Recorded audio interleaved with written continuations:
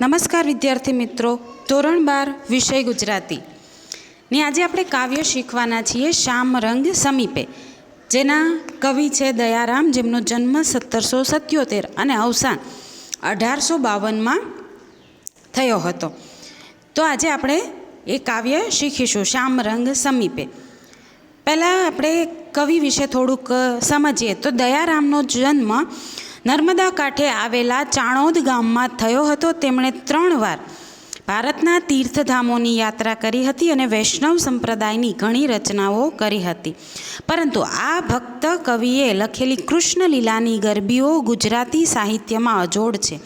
તેમની ગરબીઓમાં ભાવની મધુરતા અને એને અભિવ્યક્ત કરતી ભાષા રસભરી અને મીઠી છે. દયારામ વિશે જાણીએ તો દયારામ છે તેમનો જન્મ નર્મદા કાંઠે આવેલું ચાણોદ ગામમાં થયો હતો અને તેમણે 3 વાર ભારતના તીર્થધામોની યાત્રા કરી છે.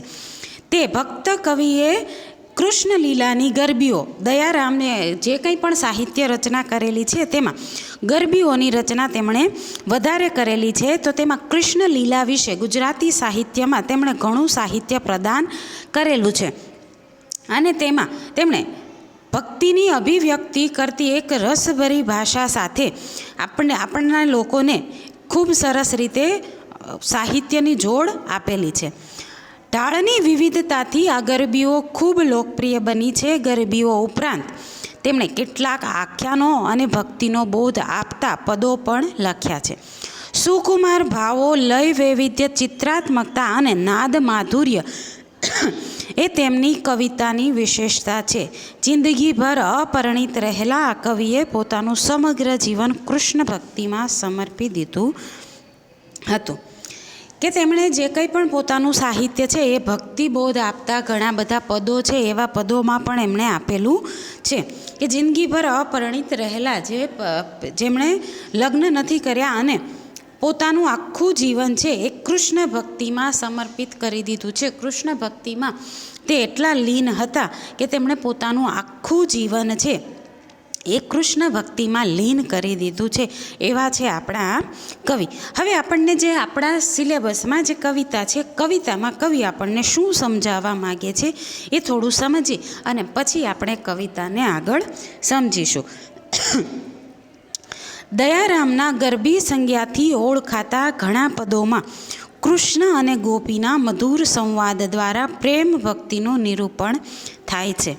આ ગરબીમાં કવિએ કૃષ્ણ પ્રત્યેના ગોપીના પ્રેમ ભાવને કૃત્રિમ રોષથી વાણીમાં વ્યક્ત કર્યો છે. ગોપીનું મન કૃષ્ણમય હોવાથી તેને કાળા રંગની વસ્તુઓમાં કૃષ્ણ દેખાય છે અને તેથી તેનો ત્યાગ કરવાનો ગોપી સંકલ્પ કરે છે અને આવો સંકલ્પ લાંબો સમય ટકવાનો નથી તેવું બયાન પણ તરત જ કરે છે. હવે આપણી જે ગરબી છે તેમાં શું કહે છે કવિ કે કૃષ્ણ અને ગોપીનું સંવાદ છે, એ સંવાદનું અહીં નિરૂપણ કરેલું છે કે કૃષ્ણ પ્રત્યે ગોપીનો જે પ્રેમ ભાવ છે એ પ્રેમ ભાવમાં થોડીક રોષ, મતલબ કે થોડોક ગુસ્સો છે. ગોપીને કૃષ્ણ પ્રત્યે થોડોક ગુસ્સો છે, ગોપીના મનમાં કૃષ્ણ પ્રત્યે ગુસ્સો છે. કેમ કે ગોપી છે એ કૃષ્ણ પાછળ પોતાનું જીવન સમર્પિત કરે છે અને કૃષ્ણ છે એ પોતાનું ધ્યાન છે એ વધુ રાધા તરફ આપે છે. એવું મોટે ભાગે આપણને પદોમાં અને ગરબીઓમાં વિવિધ બધા કવિઓ આપણને સમજાવે છે કે જેના કારણે ગોપીઓ છે એ કૃષ્ણથી નારાજ હોય છે. તો અહીં પણ એવું જ એક આપણને વર્ણન કરેલું છે કે ગોપી છે એ કૃષ્ણથી થોડીક નારાજ છે. એટલે એને જે વસ્તુ કાળી છે, કેમ કે કૃષ્ણનો રંગ છે શ્યામ વર્ણ છે. શ્યામ એટલે કે આપણે શ્યામ વર્ણ, કૃષ્ણને બીજું નામ શ્યામ વર્ણ તરીકે પણ ઓળખીએ છીએ. તો અહીં એવું કહે છે કે કૃષ્ણનો રંગ પણ શ્યામ છે. તો ગોપી જે કંઈ પણ વસ્તુ શ્યામ રંગની છે એને એ બધી વસ્તુનો ત્યાગ કરે છે. શું કામ? તો કે કૃષ્ણની યાદ એને ન આવે એટલા માટે બધી જ વસ્તુઓનો ત્યાગ કરે છે. અને પાછો આ સંકલ્પ છે એ વધુ સમય ટકવાનો નથી. એ ગોપીને ખબર છે કે એણે જે કંઈ પણ પ્રતિજ્ઞા લીધી છે એ વધુ સમય ટકવાની નથી. કારણ કે કૃષ્ણ સાથેના પ્રેમ ભાવને છોડવા મન તૈયાર થતું નથી. કાવ્યના અંતમાં પ્રગટ થતા ચાતુર્યથી કાવ્યમાં ચોટ સધાય છે. ગોપીનો કૃત્રિમ રોષ લાંબો સમય ટકતો નથી. સ્નેહ ભાવ વધે છે કે શું છે કે કૃષ્ણ પ્રત્યે ગોપીનો જે કંઈ પણ રોષ છે એ લાંબો સમય ટકતો નથી અને અંતમાં તો કૃષ્ણ પ્રત્યેનો તેનો પ્રેમ ભાવ છે એ વધતો જાય છે, એવું અહીં કવિએ આપણને વર્ણવેલું છે. તો મિત્રો આપણે પહેલાં કાવ્યનું માત્ર પઠન કરીએ અને પછી કાવ્યને વિસ્તૃત આપણે સમજીએ. શ્યામ રંગ સમીપે ન જાવું મારે, આજ થકી શ્યામ રંગ સમીપે ન જાવું.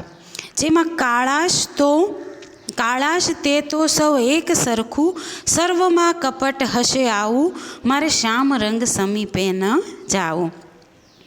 કસ્તુરી કેરી બિંદી તો કરું નહીં, કાજળના આંખમાં અંજાવું, મારે શ્યામ રંગ સમીપે ન જાવું. કોકિલાનો શબ્દ હું સુણું નહીં કાને, કોકિલાનો શબ્દ હું સુણું નહીં કાને, કાગવાણી શકુનમાં ન લાવું, મારે શ્યામ રંગ સમીપે ન જાવું. નીલાંબર કાળી કચુકી ના પહેરું, નીલાંબર કાળી કચુકી ના પહેરું, જમનાના નીરમાં ન નાહવું, મારે શ્યામ રંગ સમીપે ન જાવું. મરકત મણીને મેઘ દ્રષ્ટે ના જોવા, મરકત મણીને મેઘ દ્રષ્ટે ના જોવા, જાંબુ વંત્યાક ના ખાવું, મારે શ્યામ રંગ સમીપે ન જાવું. દયાના પ્રીતમ સાથે મુખે નીમ લીધો, દયાના પ્રીતમ સાથે મુખે નીમ લીધો, મન કહે જે પલક ના નિભાવું, મારે શ્યામ રંગ સમીપે ન જાવું. કે અહીં ગોપીની કૃષ્ણ પ્રત્યેની જે નારાજગી છે એ નારાજગી આપણને અમુક શબ્દો સહજ ગોપી આપણને સમજાવે છે કે કૃષ્ણથી નારાજ છે તો કૃષ્ણથી નારાજ છે તો કૃષ્ણનો રંગ છે એ શ્યામ છે, તો શ્યામ રંગ છે કૃષ્ણનો, તો કૃષ્ણને ભૂલવા માટે ગોપી નવા પ્રયત્નો કરે છે અને એ પ્રયત્નોમાં એની નારાજગી બતાવવા માટે એવું કહે છે કે હું કંઈ પણ વસ્તુ જે શ્યામ રંગની હશે એ શ્યામ રંગની વસ્તુ છે તેની સમીપે ન જાઉં, મતલબ કે હું એની નજીક નહીં જાઉં જેનાથી મને કૃષ્ણની યાદ આવે, કે હું શ્યામ રંગની કંઈ પણ વસ્તુ છે એ વસ્તુને સ્વીકારીશ નહીં. તો કવિતાની શરૂઆતમાં આપણને કવિ ખૂબ સુંદર રીતે સમજાવે છે કે શ્યામ રંગ સમીપે ન જાવું, મારે આજ થકી શ્યામ રંગ સમીપે ન જાવું. કે કવિ એવું કહે છે કે હું આજ પછી ક્યારેય શ્યામ રંગ કે જે શ્યામ રંગ છે એ શ્યામ રંગની નજીક ક્યારેય પણ હું જવા માંગતી નથી. તો શું કામ? તો કે શ્યામ રંગની સમીપે જાય, નજીક જાય તો તેને કૃષ્ણની યાદ આવે અને તે કૃષ્ણને ભૂલવા માટે તો આ બધું કરતી હોય છે. જેમાં કાળાશ તે તો સૌ એક સરખું, સર્વમાં કપટ હશે આવું. કેવું કહે છે કે બધામાં એક સરખું કાળાશ છે. કાળાશ એટલે કે કાળાશને બીજું નામ કપટ રૂપે આપે છે કે તેમાં બધી જ જગ્યાએ કપટ છે. ગોપીને એવું લાગે છે કે કૃષ્ણએ તેમની સાથે કપટ કર્યું છે, કે ગોપી કૃષ્ણ માટે ઘેલી છે અને કૃષ્ણ છે એ રાધાની પાછળ ઘેલો બનેલો છે. તો એવું કહે છે કે જેમ કાળા રંગમાં કપટ છે એમ કૃષ્ણમાં પણ સર્વત્ર બધે કપટ ફેલાયેલું છે, એટલે મારે શ્યામ રંગ સમીપે નથી જવું. કસ્તુરી કેરી બિંદી તો કરું નહીં, કાજળના આંખમાં ના અંજાવું. કે હવે હું કસ્તુરી કેરી બિંદી કરું નહીં, કે મારા કપાળમાં કસ્તુરી કેરી બિંદી છે કાળા કલરની, ના તો હું ક્યારેય બિંદી કરીશ, કે ના હું મારા આંખમાં કાજળને આંજીશ. આપણા આંખમાં આંજવામાં આવતું કાજળ પણ એ કાળું હોય છે, તો એવું કહે છે કે હું મારા આંખમાં આંજણને પણ નહીં આંજું, કેમ કે એ આંજીશ તો પણ મને કૃષ્ણની યાદ આવશે, કે મારે આજ થકી શ્યામ રંગ સમીપે ન જાવું. કોકિલાનો શબ્દ હું સુણું નહીં કાને, કાગવાણી શકુનમાં ન લાવું. કે કોકિલા એટલે કે કોયલ, કોયલનો શબ્દ પણ હવે હું ક્યારેય નહીં સાંભળું, કેમ કે કોયલનો શબ્દ જ્યારે સાંભળે તો કોયલ સામું જોવે અને કોયલની એ મધુર વાણી એમના હૃદયને સ્પર્શી જાય અને એનો રંગ શ્યામ જોવે તો ફરીથી એને કૃષ્ણની યાદ આવે. એટલે એવું કહે છે કે હું કોયલનો અવાજ પણ શબ્દ પણ નહીં સૂનું અને કાગવાણી શકુનમાં ન લાવું. કાગવાણી મતલબ કે કાગડો જે બોલે છે એ વાણીને આપણે શકુન કહીએ છીએ, મતલબ કે આપણે શુભ માનીએ છીએ કે જ્યારે કાગડો બોલતો હોય તો કંઈક સરસ થવાનું, કંઈક શુભ થવાનું હોય એવી આપણી માન્યતા છે. તો એવું કહે છે કે કાગવાણીને હું શકુનમાં ન લાવું, કે એને હું કોઈ સારું શુકન થયું છે એવું નહીં માનું, મારે શ્યામ રંગ સમીપે ન જાવું.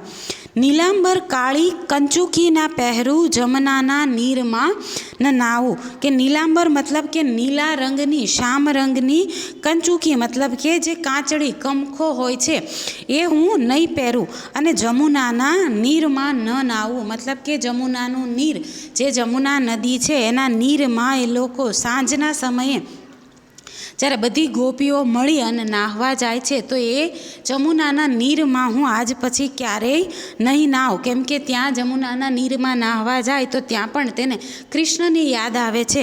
તો એવું કહે છે કે નીલાંબર કાળી કંચુકીના પહેરું, જમુનાના નીરમાં ન નાહવું, મારે શ્યામ રંગ સમીપે ન જાવું. મરકત મણીને મેઘ દ્રષ્ટે ન જોવા, જાંબુ વંત્યાક ના ખાવું.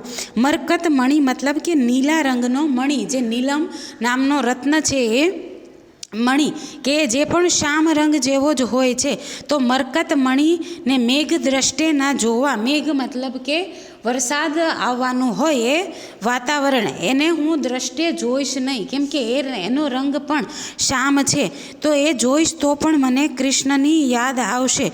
કે વંત્યાક, જાંબુ વંત્યાક ના ખાવું, કે વેંગણ જે છે એ હું ન ખાઈશ, જો એ ખાઈશ તો પણ મને કૃષ્ણની યાદ આવશે. એટલે એવું કહે છે કે મરકત મણીને મેઘ દ્રષ્ટે ના જોવા, જાંબુ વંત્યાક ના ખાવું, મારે શ્યામ રંગ સમીપે ન જાવું. દયાના પ્રીતમ સાથે મુખે નીમ લીધો, મન કહે જે પલક ના નિભાવું, મારે શ્યામ રંગ સમીપે ન જાવું. મિત્રો, અહીં ખાસ જોવા જેવું છે કે કવિતાના શરૂઆતથી અંત સુધી કવિએ ગોપીની નારાજગી બતાવેલી છે, કે એ કૃષ્ણથી દૂર રહેવા માટે, કૃષ્ણ પ્રત્યે પોતાની નારાજગી વ્યક્ત કરવા માટે ઘણા બધા અખતરાઓ કરે છે કે મારે આવું નથી કરવું, તેમ નથી કરવું. પણ અંતમાં શું કહે છે કે દયાના પ્રીતમ સાથે મુખે નીમ લીધો. મુખે નીમ મતલબ કે આપણે કોઈક સંકલ્પ કરીએ કે મારે આમ કરવું છે, મારે વધારે પર્સન્ટેજ લાવવા માટે આટલી મહેનત કરવી છે, મારે આટલું રોજે વાંચવું છે. એવી રીતે અહીં ગોપી શું કહે છે કે દયાના પ્રીતમ સાથે મુખે નીમ લીધો. એમણે મુખે એક નીમ મતલબ એક સંકલ્પ લીધો.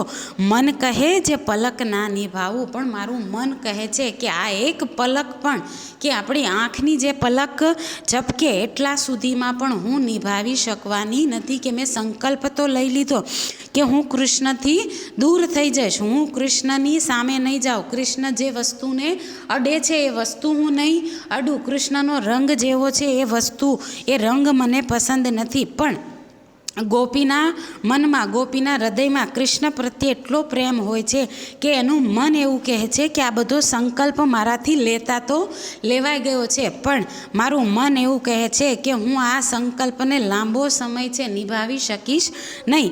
મતલબ કે હું આ સંકલ્પ છે એ થોડાક સમયમાં તૂટી જશે અને ફરીથી મારું હૃદય છે એ દોડતું દોડતું કૃષ્ણ પાસે પહોંચી જશે. તો મિત્રો, ખૂબ સરસ કવિતા છે આપણી, જેમાં ગોપીનો કૃષ્ણ પ્રત્યેનો ભાવ છે એ દયારામે ખૂબ સરસ રીતે આપણને વર્ણવેલો છે.